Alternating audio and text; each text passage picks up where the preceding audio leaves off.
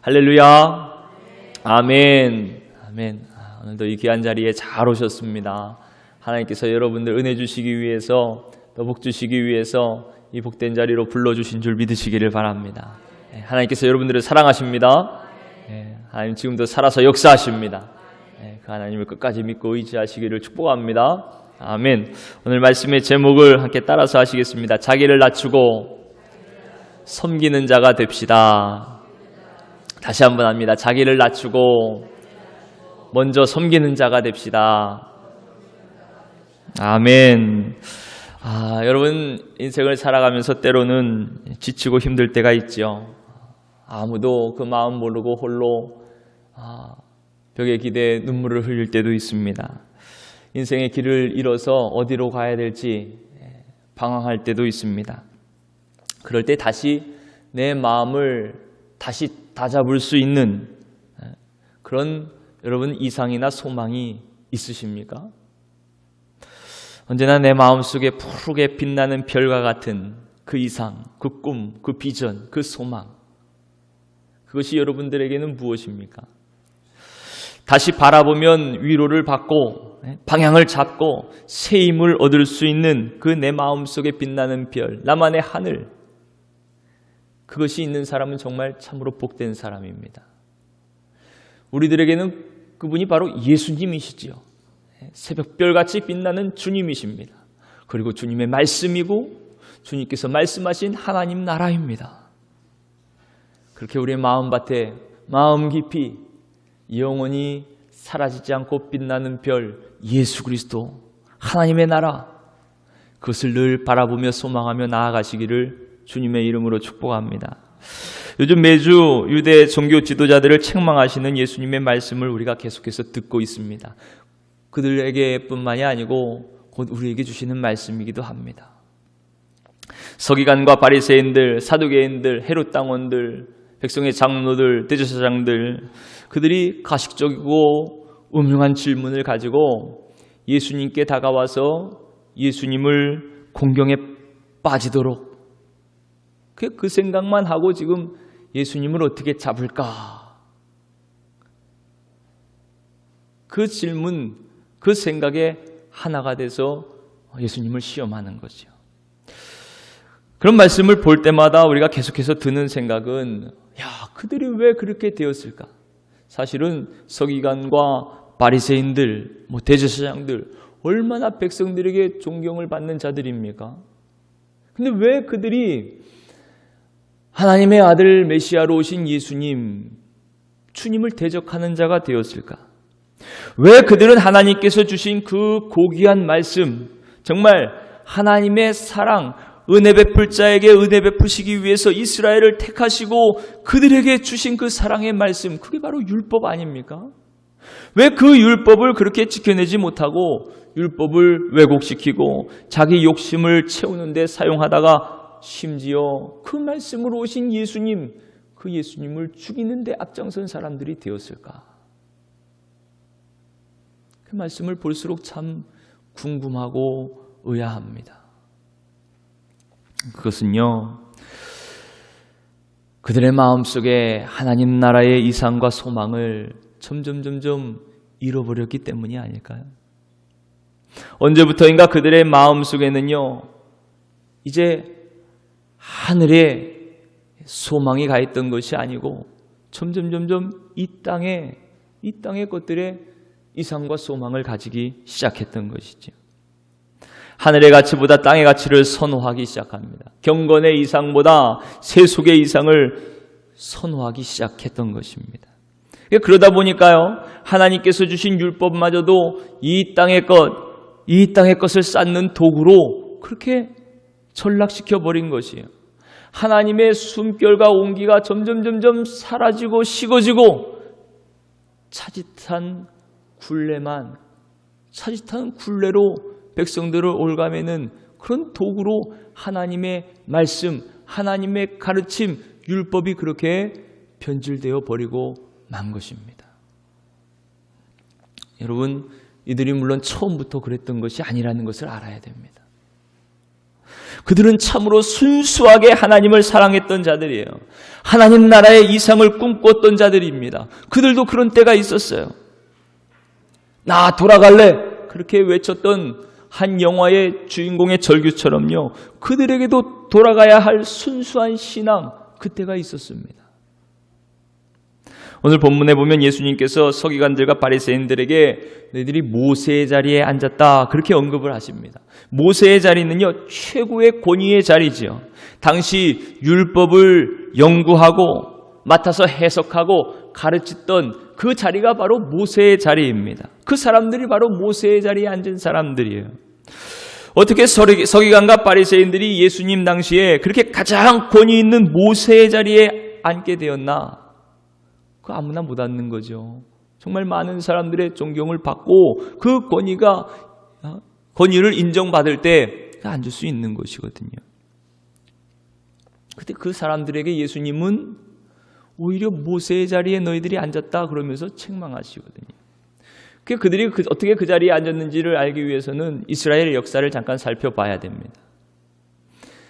이스라엘이 남왕국과 북왕국으로 갈라진 뒤에 587년 기원전 587년에 남유다가 바벨론 나라에게 멸망당합니다. 그리고 유대에 살던 이 이스라엘 백성들이 포로로도 많이 끌려가지만 전 세계 각지에 뿔뿔이 다 흩어지게 됩니다. 그들을 디아스포라 유대인이라 그렇게 이야기를 하죠. 하나님께서 세우신 나라를 다 잃어버리고요, 전 세계에 뿔뿔이 흩어진 이 유대인들이 그제서야 스스로를 반성하기 시작합니다. 그리고 대대적인 회개 운동을 전개해요. 야, 우리가 이렇게 하나님께 버림을 받고 나라를 잃어버렸구나. 우리가 하나님을 멀리하고 우상을 숭배하고 악을 행하면서도 하나님께서 보내신 선지자들의 말에 귀를 기울이지 않았구나. 우리의 죄로 인해서 우리가 이렇게 망하게 되었구나. 그렇게 이제라도 우리 죄를 회개하고 하나님께 돌아가자. 그런 회개의 운동이 각지에서 일어나게 되는 것입니다. 그 결과로 탄생한 종교가 유대교거든요. 유대인들이 비록 포로가 되고 각 나라에 흩어져서 난민처럼 살았지만요, 그들은 다시 한번 하나님께 돌아가자는 마음을 가지고 모여 사는 지역마다 회당을 짓기 시작합니다. 그 회당에서 하나님을 예배하고 하나님께서 주신 말씀, 그 율법을 연구하고 가르치고, 그리고 그 모국어, 하나님께서 주신 그 말씀, 그 모국어를 잊지 않기 위해서 후세대들에게 히브리어를 가르치는 거예요.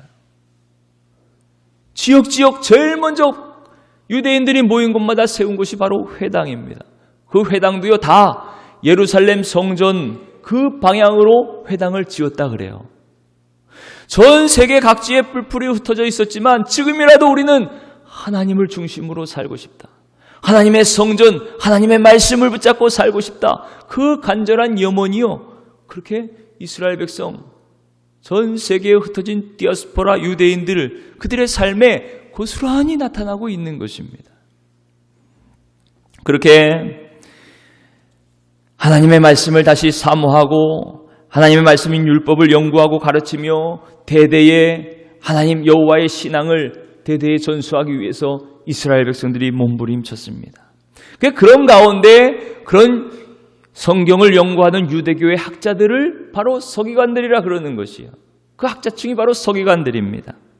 그 서기관들이 주로 율법을 연구하고 가르치는 일과 경전을 수집하고 편찬해서 정식 정경이 되게 하는 것이죠. 구약의 성경이 되도록 그 일을 서기관들이 도맡아서 그 일을 진행했습니다. 그러니까 하나님 말씀에 대한 사모함과 사랑이 얼마나 컸던 자들인지를 알 수가 있죠. 당시 이 유대교의 성직자들을 랍비라 그랬습니다. 랍비, 선생님, 랍비. 그들이 주로 서기관 출신들에서 나왔다 그래요. 그들은 종교 지도자로 민족의 스승으로 큰 존경을 받았습니다. 그들에게 유대교를 지탱하는 세 기둥이 있었는데요. 그 세 기둥이 바로 첫째가 회당입니다.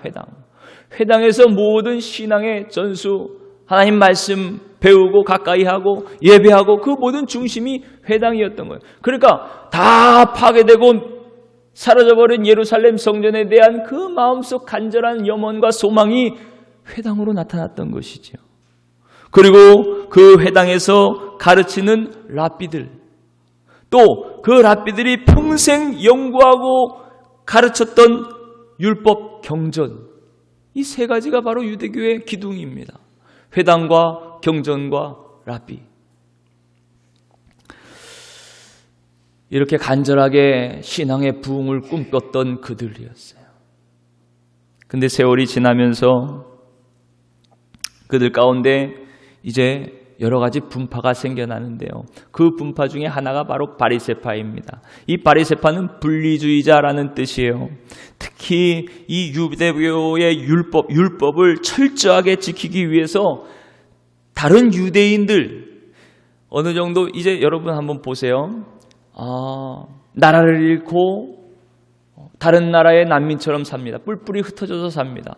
그럼 살기 위해서는 그 나라의 문화와 그 방식에 적응해야 될 거 아닙니까? 우리나라가 나라를 잃었을 때 일본에 가고 일본에서 유학하고 배우면서 일본 말도 배우고 그래야 또 살아남을 거 아니에요. 적응할 거 아닙니까? 그러니까 우리 배울 건 배우고 고칠 건 고치고 타협하면서 살아가자 하는 타협하는 사람, 절충주의자들이 많이 생겨났습니다. 나라가 없이 다른 나라에서 살아야 됐으니까요. 근데 그런 가운데서도 끝까지 이 히브리 전통을 유지했던 사람들, 아니다, 절대 타협하면 안 된다, 우리는 오직 주님의 말씀대로만 살아야 된다 하면서 끝까지 율법을 붙잡고 철저하게 지켰던 자들, 그 세상 타협하는 사람들과 분리하면서 율법을 지키기 위해서 몸부림쳤던 그들이 바로 바리새인들이거든요.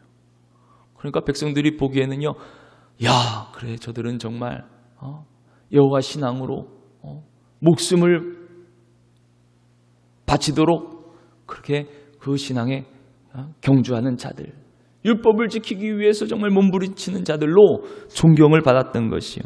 특별히 그들이 제사의 정결법이나 음식의 정결법, 안식일 계명 이런 사항 등의 그런 율법의 사항들에 주의를 기울이며 철저히 말씀을 지켰던 자들입니다. 점점 세속화되고 헬라화되는 그 상황 속에서도 히브리 전통을 끝까지 지켰던 자들입니다. 그 많은 사람들에게 존경을 받고 그 권위를 인정받았던 사람들이에요. 그런데 오늘 말씀해 보니까요, 오늘 본문에 예수님은 이렇게 존경을 받던 서기관들과 바리새인들에 대해서 제자들과 예수님을 따르던 무리들에게 이렇게 말씀을 하시는 것입니다. 다 같이 3절 말씀을 함께 읽겠습니다. 3절 말씀 시작. 그러므로 무엇이든지 그들이 말하는 바는 행하고 지키되 그들이 하는 행위는 본받지 말라. 그들은 말만 하고 행하지 아니하며. 아멘.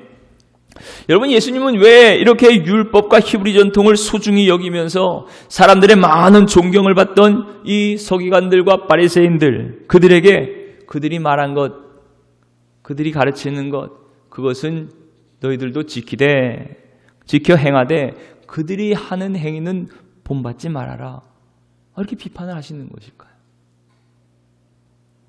그들에게 어떤 변화나 어떤 문제가 있었길래 그들을 따르지 말아라, 그들의 행위를 본받지 말아라, 그렇게 말씀하셨을까요? 근데 놀라운 것은요, 그들이 겉으로는 그렇게 철저하게 율법을 지키고 행하기 위해서 몸부림치는 것 같았지만 그들의 마음은 오히려 점점 하나님을 떠나갔다는 것이. 세월과 함께 조직이 생겨나고 제도가 생겨납니다. 그들은 점점 그 안에서 존경을 받고 권위를 인정받으면서 그 권력의 맛 앞에서, 그 재물의 달콤한 앞에서 점점 안주하기 시작합니다. 그 권력에 안주합니다. 그 제도에 안주합니다. 그때부터요, 바리새인들 안에서만 서기관이 배출되도록 그런 제도를 정비합니다. 그 기득권을 자기네들이 끝까지 계속 가지려는 것이죠. 율법을 해석하고 가르치는 막강한 권력을 가지고요, 자기의 기득권을 지키고 더 강력하고 견고한 세력을 쌓고 자기들만을 위한 제도를 만들어 가는 것이에요. 근데 그것이 비단 이때만이 아닙니다. 지금도 그렇죠. 들리는 소문에 그것이 진짜인지는 모르겠지만 우리나라에서도 군대에서는 독일 유학파가 진급한다, 그런 소문이 있대잖아요. 지금도 축구협회라 그러는, 축구협회에서는 고려대 출신만 출세한다, 이런 소문들이 있다는 거예요. 그러니까 어디 가나, 학교나 직장이나 어느 곳에서나 그 권력자의 뒤에, 힘 있는 사람 뒤에 줄서기가 만연하는 것입니다. 그 기득권을 놓지 않으려고요, 오히려 더 강력한 법을 만들고 제도를 정비해서 누구도 침범하지 못하도록, 빼앗지 못하도록 그렇게 자기를 지키는 일에 혈안이 되어가는 것이, 바리새인들이 그랬던 것이, 서기관들이 점점 그랬던 것입니다. 그들이 모세의 자리에 앉아서, 이 모세의 자리는 실제로 회당에서 가장 권위 있는 랍비들이 앉아서 율법을 해석하고 가르치는 회당 맨 앞에 있는 석재로 만든 자리였다 그럽니다. 거기가 바로 모세의 자리라고 그렇게 칭해졌던 자리라는 거예요. 거기에 앉아서 다른 사람에게 하나님의 말씀을 해석할 권위를 부여해주지 않는 것입니다. 사실 종교개혁도 바로 그것이죠. 오직 하나님의 말씀을요, 성직자만 가지고 있는 것이요. 하나님의 말씀을 해석할 권리가 오직 성직자만 가지고 있었거든요. 그런데 그것을 모든 사람들이 다 알 수 있는 독일어, 일상 언어, 동일어로 번역해서 모든 사람들에게 다 하나님의 말씀을 돌려준 사건, 그것이 바로 종교개혁입니다. 서기관들과 바리새인들은 그렇게 자기의 권력과 자기의 지위를 이용해서 결국 자기를 높이고 자기를 세우는 일에 취해가고 있었던 것이, 예수님 당시에 그렇게 모세의 자리, 가장 유력한 자가 앉아서 율법을 해석해주는 그 자리에 앉아서 그들이 백성들을 가르치고 있었던 것입니다.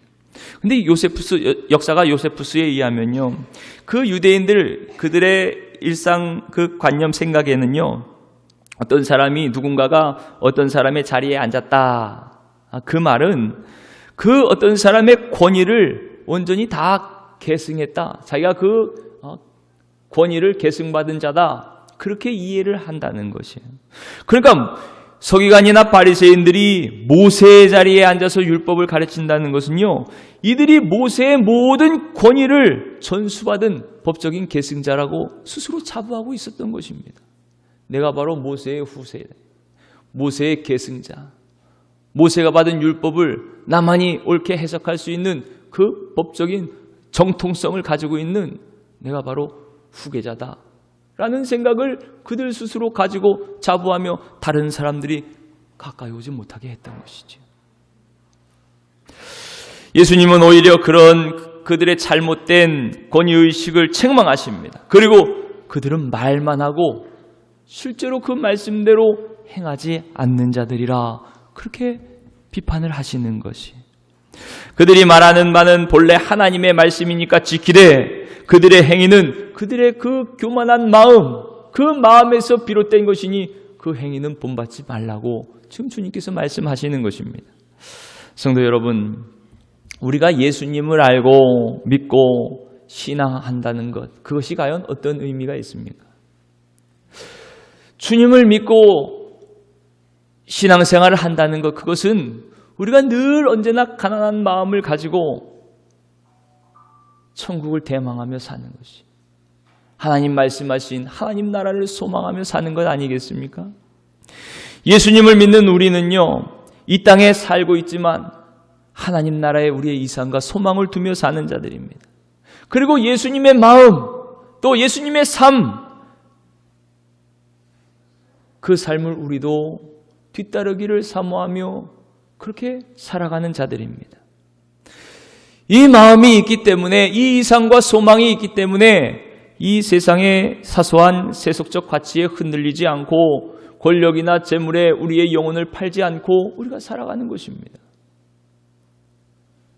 그러나 우리도 알아야 돼요. 이 신앙의 길에도 언제나 무서운 유혹과 함정이 있음을 우리가 분명하게 알고 있어야 됩니다. 그 대표적인 것이 바로 이 교만함과 허영입니다.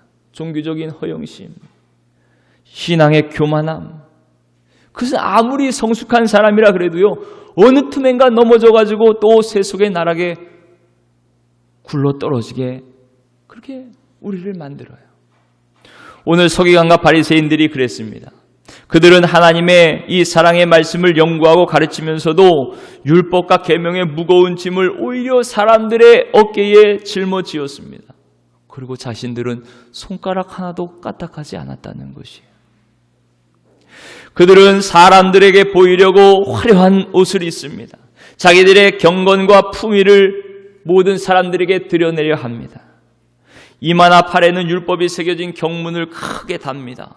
그게 달라는 얘기가 하나님 말씀이거든요. 그런데 그것을 사람들에게 보이기 위해서 그 크기가 점점 더 커졌다는 거예요. 점점 더 커졌다는 거예요. 그렇게 사람들 앞에 은근히 자신이 하나님의 말씀대로 살고 경건한 사람임을 과시합니다. 옷에는 긴 술을 답니다. 바닥을 슬슬 끌고 다닐 정도로 긴 술을 다는 거예요. 그렇게 자신의 종교적 권위를 과시합니다. 잔치에 가면 맨 윗자리에 앉기를 좋아합니다. 회당에서는 가장 높은 자리에 앉기를 좋아합니다. 그 자리를 차지하고 내려오려 하지 않습니다. 길에서는 사람들로부터 인사받기를 좋아합니다. 사람들이 자신을 선생님, 스승님, 랍비라 불러주는 것을 좋아합니다. 그러길 바랬어요. 여러분 어떻습니까? 우리의 모습과 비슷하지 않습니까? 혹시 내 마음이 그렇지 않은가요? 이들이 이렇게 한 모든 행동의 동기는요, 결국 자기 자신을 과시하려는 마음이었습니다. 그 허영과 교만 외에 다른 것이 아니었어요. 가난한 마음 속에 그 마음으로부터 오는 겸손함, 그 겸손함에서 점점 멀어지다 보니까요, 곧 사라져버린 이 세상의 권력, 이 세상의 재물, 이 세상의 가치들, 그것이 그들의 마음을 다 빼앗아 버리고 말았습니다. 하나님만 바라보던 그들에게 이제는 그들의 시선에서 하나님은 점점 멀어져가고 사라져가고 누구만 보이냐? 사람들만 보이는 것이. 자신들을 평가하는 사람들, 자신들에 대해서 우러럼과 존경의 눈을 가지고 있는 사람들의 모습만 보이는 것입니다. 사실 이스라엘의 초대왕이었던 사울이 망하게 된 것도 바로 여기에 있지요. 하나님만 바라보며 하나님의 말씀만 붙잡고 순종했던 사울이 아니고 사람들이 자신이 어떻게 평가하는지, 불안에 떨고 있는 사람들이 혹시라도 자신에 대해서 원망하며 반란을 일으키지 않을까? 그 시선에 결국 하나님의 말씀을 저버리고 어기고, 그렇게 사울이 저버리고 말아버리죠. 여러분 어떻습니까? 우리가 분명히 알아야 될 것이 있습니다. 하나님께서 허락하시지 않는 이 권력과 재물, 명예, 이런 것에 집착해 살아가다 보면 결국 우리도 우리의 마음이 사막화되고 황폐화되고 메말라 버릴 수밖에 없다는 것입니다.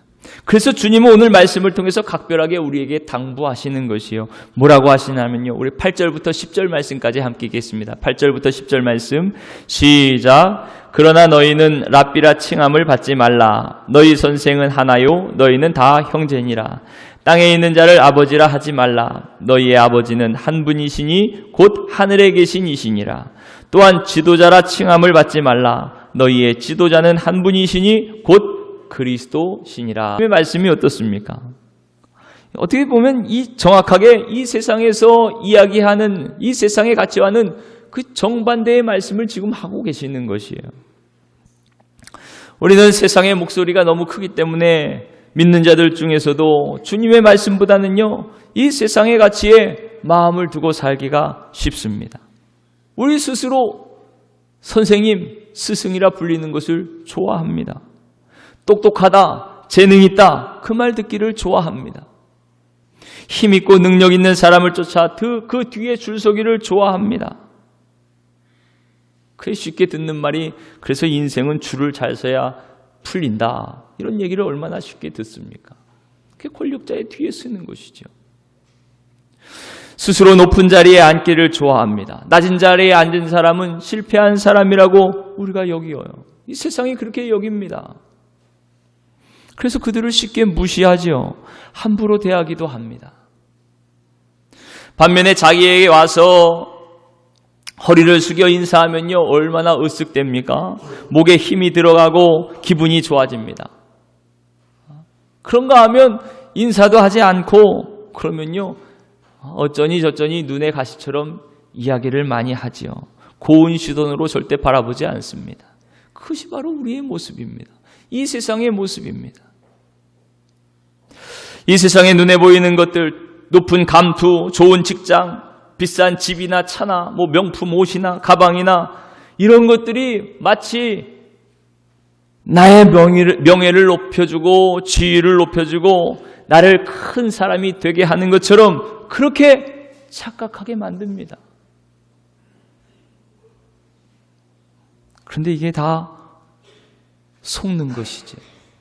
어리석고 헛된 생각입니다. 여러분, 오늘 주님은요, 우리에게 정반대의 말씀을 하시는 것이에요. 예수님이 가르쳐 주시는 주님의 말씀, 하나님 나라의 가치관은요, 오히려 자기를 낮추어 섬기는 사람이 되라고 오늘 우리에게 말씀하고 계시는 것입니다. 우리가 마음에 품어야 될 하늘의 이상과 소망은요, 주님처럼 낮아지는 것입니다. 주님처럼 겸손해지는 것이에요. 주님처럼 먼저 섬기는 자가 되는 것입니다. 내가 섬기는 자로 이 땅에 왔다 말씀하신 것처럼 주님의 말씀대로, 주님의 삶대로 우리도 그 길을 가는 것입니다. 여러분, 예수님이 어떠셨습니까? 천지를 만물을 창조하신 하나님이시죠. 그분이 한낱 피조물이 되셨습니다. 죽을 수밖에 없는 유한한 존재, 인간이 되셨습니다. 그렇게 스스로 낮아지셨어요. 그뿐만이 아니지요. 죄 없으신 예수님께서 저와 여러분들의 죄, 우리의 모든 죄값을 대신해서 십자가 형틀에 죽으셨습니다. 물과 피를 다 흘려 죽으시고 무덤에 장사되셨습니다. 하나님이 어떻게 무덤에 장사되실 수가 있으세요? 그렇게 낮아지셨습니다. 그렇게 섬기셨어요. 하나님의 아들이신 예수님께서 낮아져서 무덤에 죽어 무덤에 이르기까지 낮아지셨습니다. 예수님께서 우리를 섬기시고 섬겨서 우리 대신 죽기까지 섬기셨어요. 이런 예수님의 섬김과 겸손으로 인해서 우리 죄가 용서를 받았습니다. 사망에서 생명으로 옮겨지게 되었습니다. 사랑하는 성도 여러분, 우리도 주님의 이 말씀을 잘 듣고 예수님의 말씀처럼 자기를 낮춰 섬기는 삶을 살아가시기를 축복합니다. 하나님 나라에서는요, 이런 사람이 가장 큰 사람이라고 주님 말씀하시는 것이에요. 다 같이 주님의 말씀을 읽어보시겠습니다. 11절, 12절 말씀입니다. 11절, 12절 시작. 너희 중에 큰 자는 너희를 섬기는 자가 되어야 하리니 누구든지 자기를 높이는 자는 낮아지고 누구든지 자기를 낮추는 자는 높아지리라. 아멘. 성도 여러분, 하나님께서 인정하시는 진짜 큰 자가 누구입니까? 스스로 내가 큰 자다, 내가 선생이다, 내가 스승이다, 내가 지도자다, 그런다고 큰 자가 되는 것이 아닌 것이. 그럴듯한 옷을 입고 그럴듯한 집에서 직장을 가지고 또 교회에서 어떤 직분이나 직함을 가지고 그런 것들이 하나님 앞에 큰 자로 우리를 세우는 것이 아닙니다. 진짜 큰 자는 먼저 섬기는 자예요. 먼저 낮은 자리에서 섬기는 자입니다. 먼저 낮아져 무릎을 꿇고 허리를 숙이고 다른 사람들을 섬길 수 있는 그 사람을 하나님 나라에서 큰 자라 하나님께서 그렇게 세워주신다는 것이 말로만이 아닙니다. 실제 우리의 행동으로, 우리의 삶으로 그렇게 자신을 낮추고 죄인을 섬기기에 오신 예수님처럼 기꺼이 먼저 낮아지고 섬기는 자, 그 자가 하나님 나라의 큰 자임을 믿으시기를 바랍니다. 주님께서 아주 분명하게 말씀하시는 거예요. 누구든지 자기를 높이는 자는 낮아지고 자기를 낮추는 자가 높아지리라. 저와 여러분들이 겸손히 낮아지고 섬겨서 하나님의 뜻에 합한 자들로, 하나님께 인정받는 높은 자들로 그렇게 하나님의 복을 받으시기를 축복합니다. 여러분, 실제로 우리가 하나님 앞에 가까이 다가가면 다가갈수록요, 우리는 우리 스스로를 높일 수가 없습니다. 하나님 앞에 다가갈수록 우리는 우리의 죄와 허물을 더 분명하게 볼 뿐이에요. 우리 자신이 죄인됨을 확실하게 알 뿐입니다. 거룩하신 주님의 영으로 충만할수록 우리는 자신을 더 낮출 수밖에 없습니다. 자신의 추한 실상 앞에서 겸손히 엎드릴 수밖에 없습니다. 그리고 주님 말씀을 들을 수밖에 없습니다. 십자가밖에 없습니다. 십자가를 의지하지 않을 수가 없습니다. 십자가가 아니면 이 죄와 사망에서 살아날 수 없다는 것을 분명하게 알게 되는 것이에요. 어떻게 해요? 주님께 가까이 다가가면 다가갈수록, 주의 성령으로 충만하면 충만할수록. 초대교회 안토니오 교부가 하루는 한 상을 보았다 그래요. 마귀가 온 땅에 촘촘한 그물을 다 던져놓은 겁니다. 그 모습을 보면서 걱정을 하면서 안토니오가 이야기를 합니다. 어떻게 저 그물에서 빠져나갈 수 있단 말인가? 그 촘촘한 그물에 도저히 빠져나갈 수 없도록 그렇게 온 세상이 그물에 덮여 있는 거예요. 그때 하늘에서 한 목소리가 들려옵니다. 그것은 겸손이라네. 마귀가 쳐놓은 그 촘촘한 그물에서 빠져나갈 수 있는 유일한 방법은 겸손한 것이, 스스로 낮아지는 것이, 섬기는 자가 되는 것이.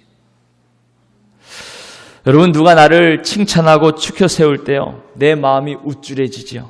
또 스스로 높은 자리에 앉고 싶은 마음이 내 안에서 불쑥불쑥 일어나지요.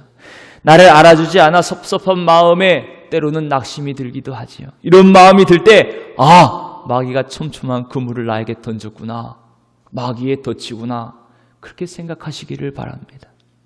그럴 때 오늘 말씀을 붙잡고 내 안에서 높아지려는 이 허영과 교만의 유혹을 물리치고 이기시기를 축복합니다. 사랑하는 성도 여러분, 이 악한 세대, 세상을 가만히 보면 서로가 스스로 높아지기를 부추기는 이 세대 가운데 우리가 살아가고 있어요. 그런 가운데서 우리의 이 믿음의 길에 흔들리지 않고 진리의 길로, 주님 말씀, 주님 가신 그 길로 올곧이 나아갈 수 있는 그 방법은 하나, 주님처럼 겸손히 자신을 낮추며 섬김의 길로 나아가는 것입니다. 그 길이 바로 승리의 비결이에요.